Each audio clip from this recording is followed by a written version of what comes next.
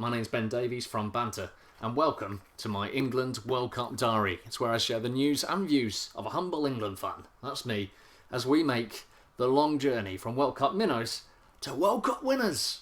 Possibly. Let's see how we go. In today's edition, I'm going to share with you my England starting lineup against Italy and chuck in a few facts along the way. First up, Hart. It's been pretty solid the last few months. A few gaffes earlier on in the season, but shown some character to come back from that. He's also the sponsorship king. I think it's Hugo Boss, Head and Shoulders, Gillette, and also, most classy of all, Cheesy Doritos. Nice. Right back, Glenn Johnson. He's good going forward, yeah. Looked a bit shaky again of late, making lots of mistakes. There's no competition for them, is there? Also, a little fact, in 2007 he was arrested for stealing a toilet seat, even though he's on 30 grand.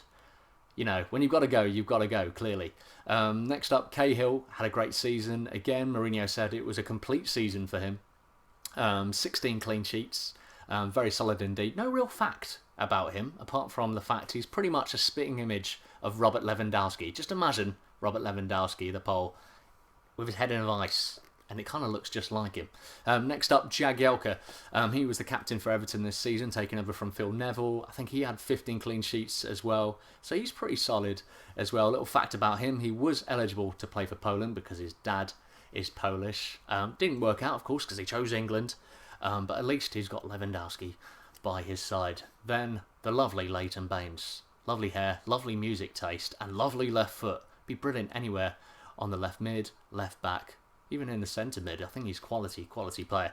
Best of all, he's got a sweet tooth. I don't know if you saw this picture. It was a few weeks back, towards the end of the season. You know, when you finish a game full time, most players have a shower and chill out.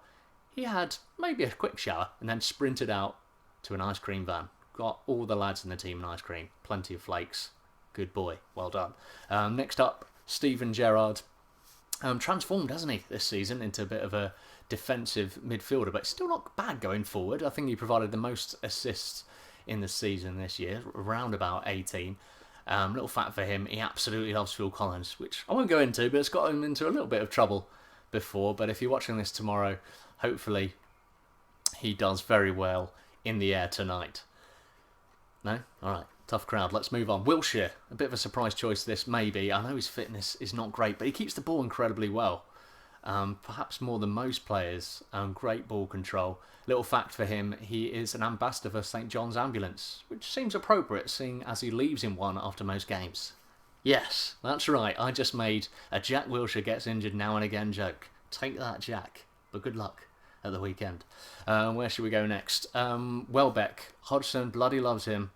Because he's so defensively disciplined. But we shouldn't forget that he's actually very good going forward as well. Even for Man United, he bagged 10 goals in 30 games, even though Moyes pretty much freezed him out. So, you know, he still might actually get a few goals when he's not marking the crap out of Pirlo.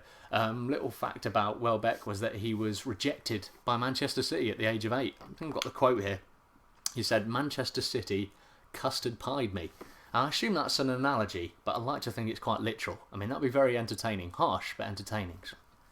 You could have just said, no, lads.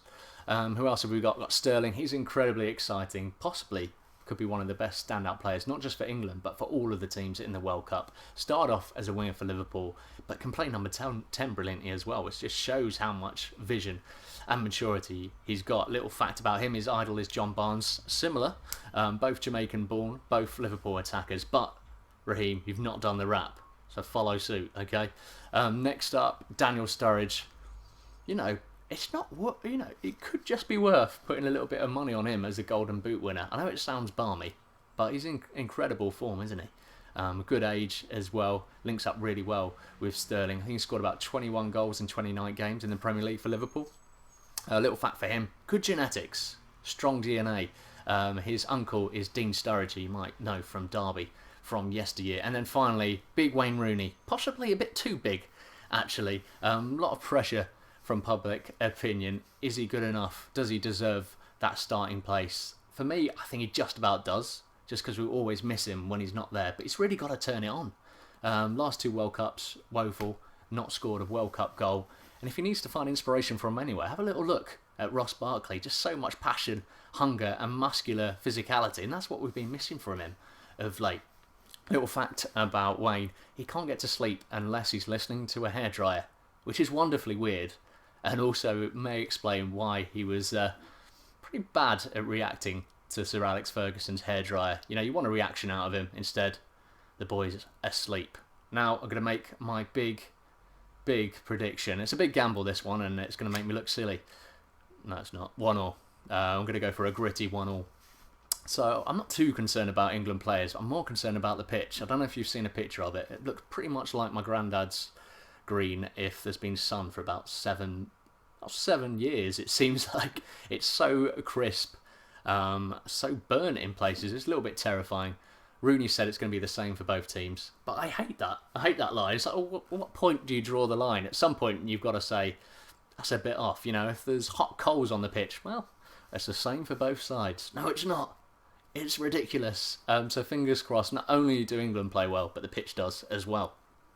If you want to see my reaction and talking points to the game, which I'll put up in a few days' time, just subscribe to our channel. If you want to read my articles on England's World Cup journey, just go to blog.banter.tv, and for more World Cup coverage, go to banter.tv. Until then, goodbye.